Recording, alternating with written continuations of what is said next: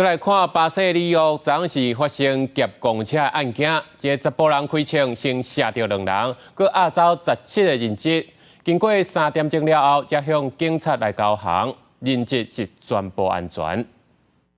火车站全部封锁，里约警察厅出动特种警察部队加大配警力进入，将群众撤离到安全地区。嫌犯已经将枪片了导航，进行开枪劫持巴士，劫持人质的警警情势拢应解读。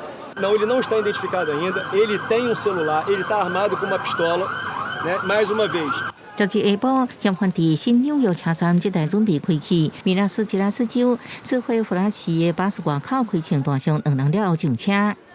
Muita criança desesperada, os familiares estavam viajando, entendeu? Funcionário também da rodoviária correndo. Foi caos terrível. 有老人囡仔在内17人遭到劫持，特种警察部队赶到现场谈判。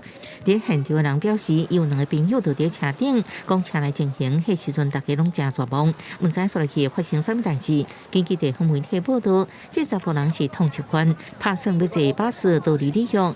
警方表示，伫谈判成功了后，嫌犯投降，互警方逮捕定性。里约是巴西第2大都市，不过长期以来贫富差距真大，造成高犯罪率。